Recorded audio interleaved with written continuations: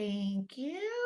Well, good morning. Happy Friday, you guys. This is the last Friday of the month, so I hope that everyone is moving forward in your business in a purposeful and impactful way. I am super excited about our guest speaker today.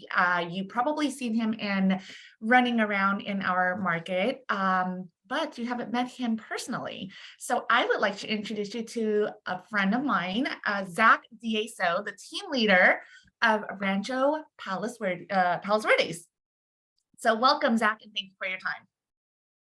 Thank you so much. Yeah, I'm excited to be on here. I know that you guys run these every Friday, I believe. So Mary asked me kindly to just hop on here, and I'm excited to answer any questions. And if you want, Mary, I can kind of start with my story of Keller Williams and kind of how I got my start, if that works. Yeah, absolutely. Yep, from A to Z, definitely. Hey. So I got into real estate back in 2014. And as you guys know, we were already kind of coming out of a correction right in 2008, 2009 era. So for anybody on the call that's been in that market or has kind of survived that market, kudos to you, because we are kind of entering something that might be a little bit similar in terms of our effort and our mindset, things like that. So got into real estate in 2014 and struggled as a kind of a solo agent at first. Had a decent, had about a 6 transaction year in my first year of the business. And I was 19 when I started. And figured out that it was a lot harder and I wasn't going to make $1 million my first year, like everyone told me. And so I heard about Keller Williams, and I heard about the, Gary Keller's team model. And for those that haven't read it yet, or maybe don't know, it's just really just the Millionaire Real Estate Agent book. So I read that myself and then figured out, okay, this is harder. This is gonna be harder to do on my own than me learning from something that's already structured internally, that is already operating via that model. So I picked up, like Mary said, I'm from Palmdale originally. I picked up and I kind of sought a team that was doing, at the time they were doing about 300 transactions a year in Phoenix. And I said, that's who I want to go learn from. And there's a gentleman named Brett Tanner, who is now running KW Wealth, the KW Wealth community, and putting on some of those classes. So if I know Mary's plugged it, but if you guys haven't looked into the KW Wealth, he's an awesome mind to learn from in the business, and just knows how to piece things together and really build wealth through real estate, not just coming from like a transactional mindset, right? So anywho, shameless plug to Brett right there. Anyway, but I started with him in 2016 and knew it was the right decision because I just wasn't focusing on the right things. I wasn't sticking to a time block perfectly. Some of my activities weren't there as a solo agent because either it was an accountability issue or it was just lack of clarity around like what was important at the time. So coming into a team that had a marketing coordinator, that had a listing coordinator, had a TC there, and had all that leverage kind of already built up, it allowed me to really just focus on the lead generation portion, making contacts, going out and getting contracts signed, which is not something that a lot of us can do, especially when we're solo agents, because if we tip the MRA scale over, we're the marketing coordinator, we're the lead generator, we are the therapist, we're the assistants, we're all that, right? So Brett was able to provide me with that leverage. And in 2016, I had done 24 sales, and then my goal in 2017 was to double it, and I generated it was 50 sales total, 51 sales total in 2017.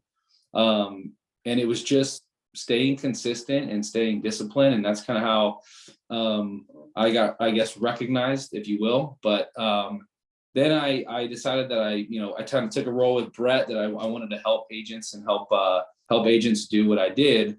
And I realized in doing that, it was simple, but not easy. I know a lot of us have heard that, but it was just an ability to stay focused and consistent on the right thing for a long period of time, and you look up and you're like, what are you doing? What are you doing differently that I'm not doing? And it wasn't anything that they didn't know. It was just the fact that I was staying consistent and disciplined on it. So I love this business. I have a passion for this business, and I have a passion for helping agents achieve that level of success. So, and I love the fact that, you know, everybody on this call, if you're on this call right now at 8 o'clock, you're doing something right already, and teeing yourself up for the day, and being learning based and wanting to stretch that lid for yourself. So that's my story. In 2017, I've been here in Palos Verdes for 5 years. And Simon, I see that comment. Amen. Been in real estate for 5 years. I've been a team leader for 5 years in PV. And since being up here, it's the same focus in helping, in helping agents get to that level. So have a passion for helping agents, have a passion for helping clients, and that's pretty much my story, A to Z. Been here since 2017 and still up in Palos Verdes. If you guys know where the Promenade Mall is, you know, come say hi whenever, and I'm looking forward to getting to know you guys on a deeper level too. So. I love that. Thank you. So real quick, you kind of segued in, you know, from agent to TL, but what about that piece of how did you, I mean, aside from you producing 51, you know, deals, like, I guess, was that the moment you realized that you wanted to, you know, I guess our KW way is it, having that opportunity, I guess, is the right question, right? When did KW, or when did you and KW decide to partner up and you go into leadership? Mm-hmm. So being on that team and doing that level of production, when a lot of opportunities open up in this company more than any other company when you are productive, right? If you don't do the work and you don't get to a certain level of production, you know, people want people that are in production. People want people that are moving and shaking and doing that, right? So when I had that year, a bunch of opportunities opened up, not just in California, but, you know, there was kind of a motivation because I wanted to be by here and by the coast, but I had opportunities that opened up in Phoenix, and you know, coaching roles, leadership roles, investment opportunities, things like that, because of the number, right? And not saying that, but, you know, people have a tendency to respect that level of production, that level of sales. So I had a relationship here that started at family reunion. So if you guys haven't, you know, looked into it or haven't bought your ticket, because I know that the ticket prices have gone up, right? Just being transparent. If you guys haven't looked into family reunion, some of the relationships that you can build there, but change your course completely. You know, change your course, or it could change your trajectory and your growth completely, just based on the relationship, not based on the knowledge and the education that you can get there, or anything else. But anyway, I had a relationship from when I had first gotten into the business, and then at a family reunion back in 2017. We kind of back in 2017, we rekindled that relationship. My OP, Sam Rafe, and he had heard about the successes that I had had and things like that, and ended up in the next 6 months, offering me a leadership opportunity. And you know, I went back and forth on stepping into leadership, just to be honest, on this call, because I wouldn't want to leave a business that was doing that kind of production. I said, I don't know, right? I'm looking at the number, and you know, what is this really going to do? And in the long run, I'm so glad I did, because I wanted to grow more. I wanted to learn more.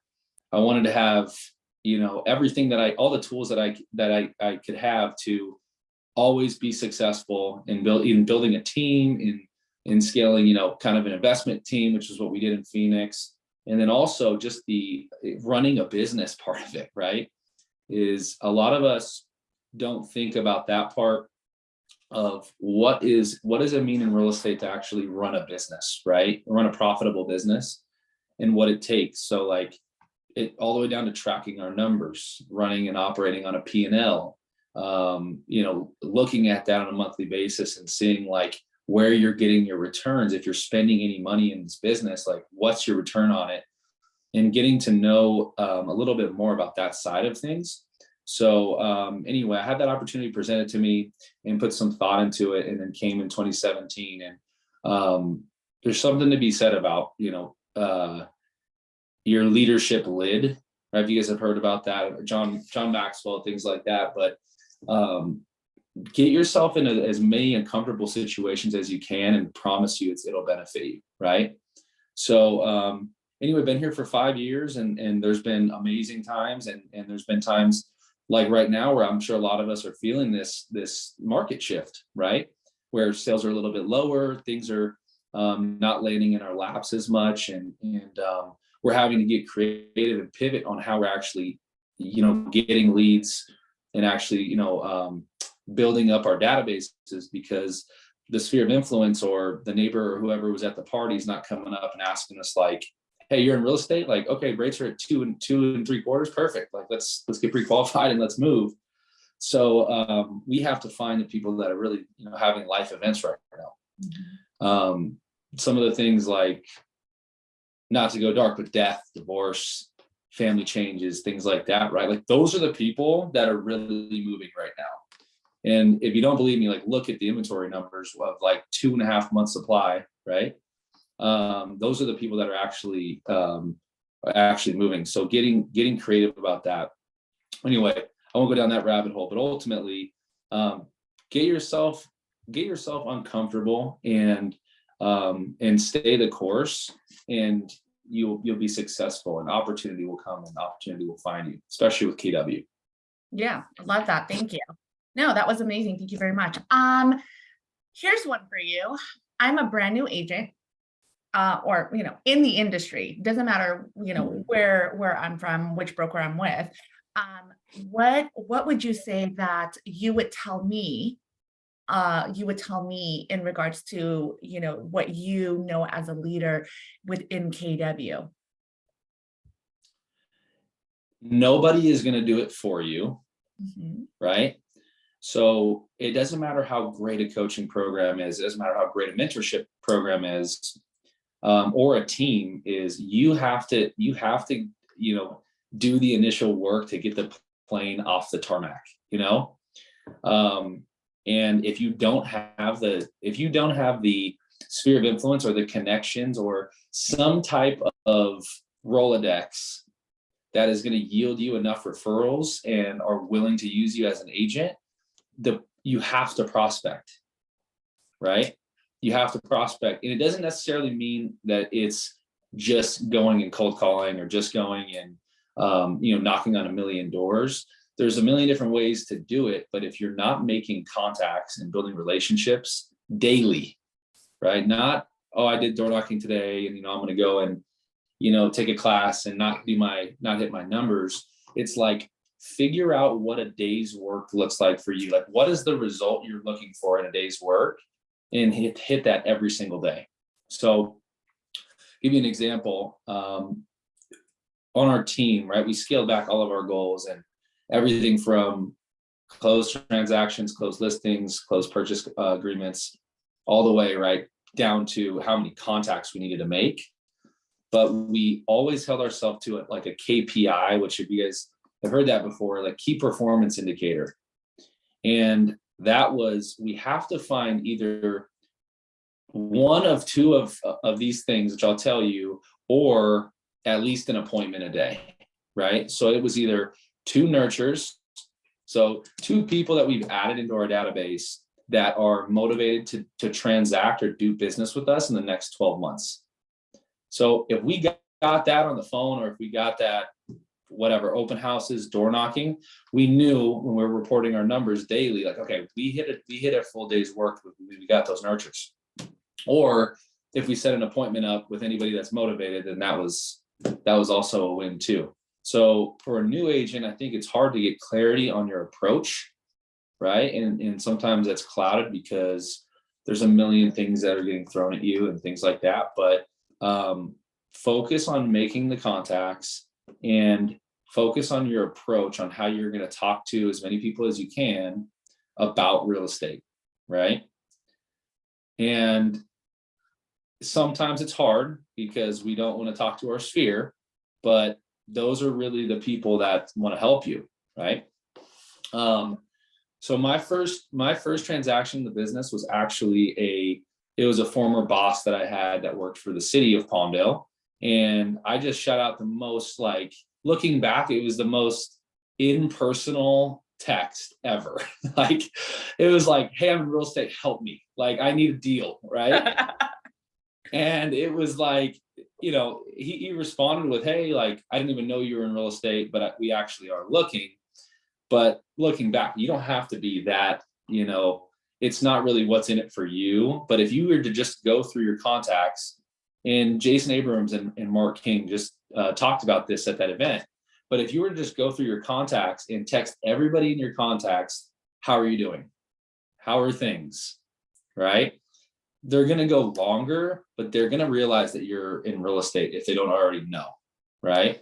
So organically, it's going to come up because you're not coming from a place of like, what's in it for me, like I did when I started. You're coming from a place of like, I'm just checking in on you. How are you doing? At the end of that text conversation, you can just always end it with, hey, no pressure, but if do you know anybody right now that's looking to buy or sell, invest in real estate?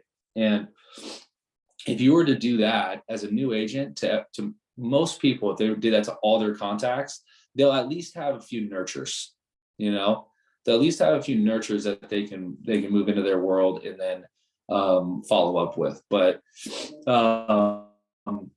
to be concise, I would just say, figure out what a day's work looks like for you and then stick to it every day. Make sure you get that done before anything else.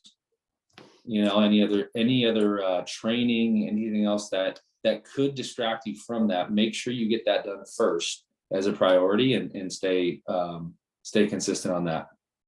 Yeah, thank you. Love that. Ooh, so powerful. Okay, well, similar question, but I am no longer a new agent. I'm a rainmaker, top 20 in the industry, capital, number 3, let's go with number 1 in our market share.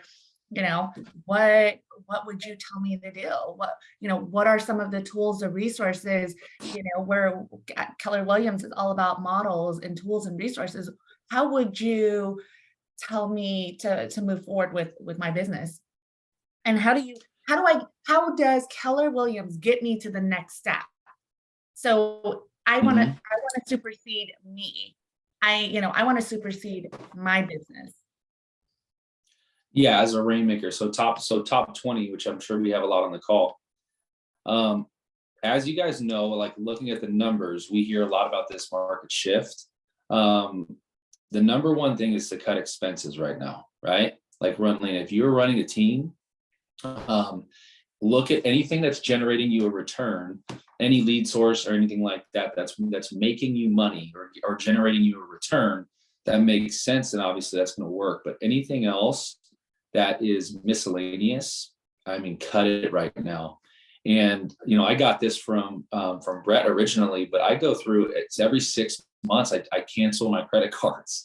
I report them lost because it changes the number, and any creditor or any subscription, and you'll be surprised at how many subscriptions we have now. Mm-hmm. But they'll reach out to you and just say, hey, we're reaching out, or send you an email or what have you. And you're able to then identify, like, I don't need that. Let me figure out how I can either get that cost reduced if it's in a contract, or let me see how I can figure out how to cut it completely. Right. And get that out of my world and off my balance sheet. So number 1 would be cutting expenses. And then number 2, especially if you're running a team, is get really critical on the database, right? Get critical on the database. And what I mean by that is follow the laws, right? The laws of the MRA say organize it, feed it daily, communicate with it effectively, and follow up, and then act, and then finally work it, right?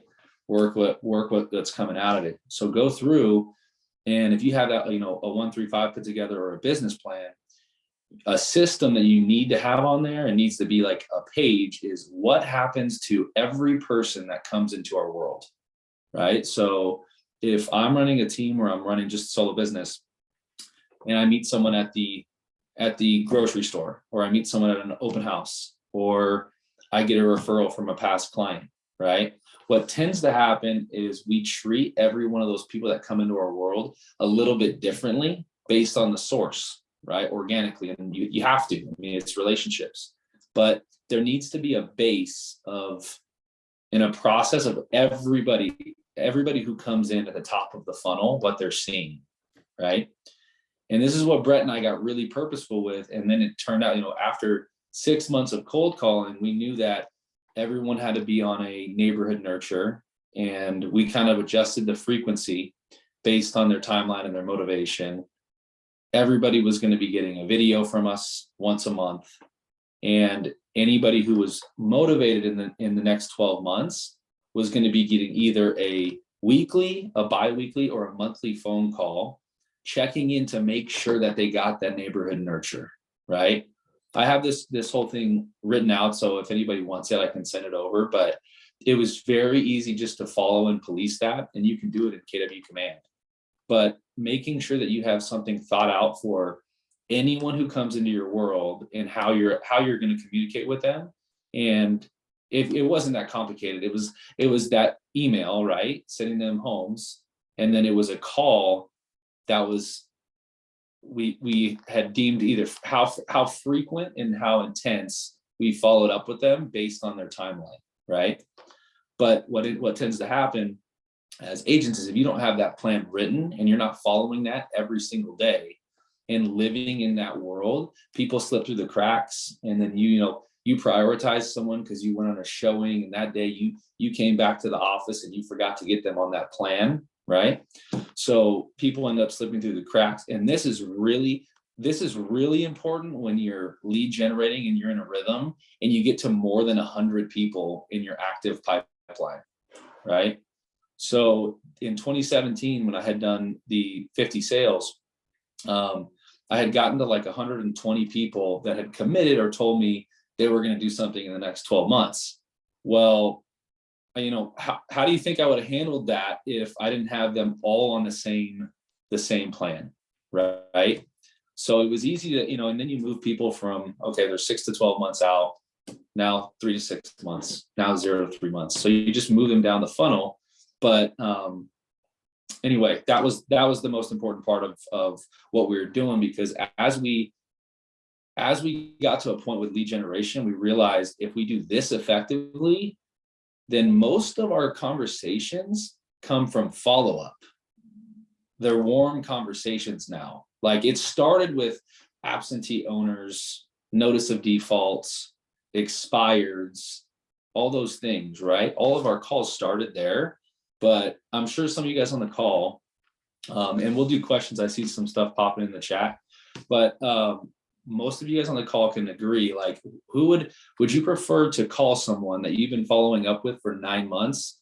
That's like, hey, Zach, I appreciate you sending the email. Yes, we're still on track. Like, it's just going to be a few more months, and you can push for the appointment on that, or an expired call, And that was the truth, was following that database model. It ended up making the prospecting so much easier, because we could hit our contact and our nurture goal from our follow-ups or people that we've already talked to. So for Rainmaker, number one, cut expenses. Number two is, do you have a repeatable database system for everybody that comes into your world, right? Mm-hmm. Those are the top two. I love that. Thank you. Well, yeah. So good news is we have a few more minutes for Q&A. So let's address some of our chat box. All right. So we'll go back. Okay. So Eilina would like to get the system that you were talking about for new agents. One with you and Brett. So Eilina, if you can please drop your email, that'd be great. And I love assignment negotiator, cancel your subscriptions if you don't need it. I'm actually going to do that. I don't know how Lee's going to feel about it, but we'll see. Okay, Annalisa, I am a solo agent and still new at KW. Where should I start to have a structured business and system? That one's for you. Yeah. So yeah, Annalisa, so I would start by looking at what your activities on how you're generating your conversations. Most newer agents and sometimes experienced agents, they don't have a clear plan on how they're going to get to a contact goal. So in the morning, right? If you're coming into the office and you don't know how you're going to hit your contacts that day's already a wash. So think about it the day before. And I would say top 3 sources, if you look at nationally of lead generation right now, phone calling is actually, it works, but phone calling is actually on the lower end of the list, right? Right now, I'm sure you guys could, so it's past client sphere of influence is number 1 in terms of lead sources. Number 2, open houses, right? Number 3, who knows what number 3 is? Don't be shy. In the chat box, I'm curious who thinks they know what number 3 is. Take a stab at it in the chat box on the top, the third top lead source. Okay, Ileana says farming. You're close. Farming is 4th. So farming, door knocking, those 2 are kind of in 4th. The 3rd one is internet leads, online leads right now. You guys have all heard about OpCity and you've heard about all these, these lead aggregators online. They're all kind of, they're making they made an entrance into our world. Of course, we know that, but they now are getting enough leads, and they're our top, our 3rd lead source. So it's past client, sphere of influence, open house, then that. So as a new agent, I would focus on those 3, right? Until you exhaust that, right? So until I've exhausted my sphere and I feel like I've communicated with everyone, those people already know and like and trust you. So exhaust that, have an open house every weekend if you can, right?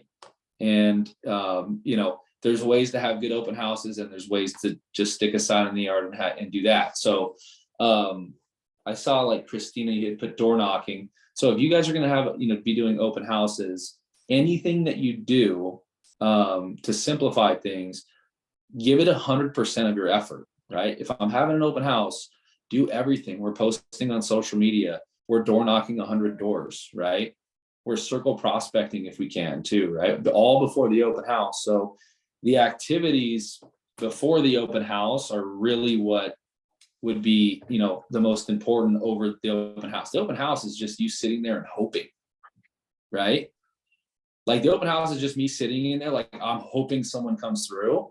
But all the other activities we do around an open house, that's what's actually going to benefit us and fill our pipelines up and our databases and kind of, in our world. So anyway, I could go on and on that, but as a new agent, talk to your sphere of influence, text your sphere of influence, check in on them, how they're doing, hold open houses at a 7th level, right? And 3, run command ads. If you guys haven't ran these yet, it's the same as any internet lead, right? So Margaret, this will answer your question too. Put 20, 25, $30. I think the magic number is 30. Put $30 a week behind a command ad. And we're doing this with our office team here. So in the last 2 weeks, they've got 45 leads. They have 4 pre-approvals right now, and they have 1 buyer seller lead. So if you run the number, that's only 45 leads. And yes, you might get people that are trash, or that you might get people that are not good, but it's giving them opportunities for more conversations. And now we have, like I said, 4 people that we've already sent to the lender or pre-approved right now that they're going to be actively going out and showing, and then 1 listing lead that's also going to be a buyer. So they haven't gotten the listing appointment yet. We'll see if they get the listing, right? But as a new agent, that's like a no-brainer. It's low cost, right? It's scalable, but you have to make sure that your lead process is similar to that database thing, right? You have to call those people 10 times every day, once a day before you archive them, right? text, email if they enter that information, all those things, but then making sure that you're plugged in every morning on something that's revolving around those three things is what I would do. Love So, that. Thank you. yep. Yeah, that internet. Uh-oh. A lot of good questions. All right. So command ads, $30 a week, you stated, right? Yeah, you can run them for like 10 days. So you can put $3 a day for 10 days, right? And you can run them concurrently and, talk to, if you guys run this, I know not all you guys are with Valley Harbor. If you guys are with South Bay or another KW office, talk to your team leaders about listings you can run them on. If you don't have listing inventory, you can run them on the office inventory. So that's what we're doing with the office team, and it's been super effective. So no, that's amazing. Thank you for sharing. That's powerful, especially when you have data, hard data to go off of. You've already done the measuring, so that's perfect, and you've already seen the return. So it's not another email that, hey, buy more leads or anything like that. This is happening today, and it is working for the teams out there. So thank you for sharing. Love it. Oh, a lot of emails that's coming through. I'm trying to capture all your emails to make sure that I send it over to Zach to send me the system. Louisa, yeah. I got you there. So, okay, perfect. Well, again, Zach, thank you so much for your time. We really appreciate you. And, I thank you for taking the 30 minutes with her and with us and giving us a lot of golden nuggets and ahas. I mean, we have a lot of engagement. A lot of our agents are impacted, and we thank you for that. So everyone else, have an amazing Friday. Go out there, kick some butt. Get onto the system. Remember the MREA book, that is our KW Bible. And quite frankly, it's our industry Bible. I know that sounds silly, but everyone that is successful is using our model, and we have it here in-house. And, if you're with our offices, if you don't have a copy, please, please, please let your leadership know. I can promise you all of our offices have MREA books that we can hand out and we can pass out. So don't be shy, just shoot. Thank you for that. Let's see, what else am I missing? Other than that, I mean, it looks like we have a lot of interest on your system. So I'm trying to catch everyone. You know what? This is what I'm going to do instead. Here's my email. Y'all text me or email me instead. There you go. Yeah, I can send it to you, Mary, too. And if you want to forward it, that's fine. Yep, I was just going to say that. Why don't you forward it to me, and then I'll make sure that I shoot it over. Here's my number too. Please, please, please text me, email me, because I do not want to miss any of you on setting out this system to all of you. Again, thank you, Kim. Thank you for organizing this and making it streamlined, and everyone else that joined. We really appreciate all of you. Go and have an amazing and impactful Friday.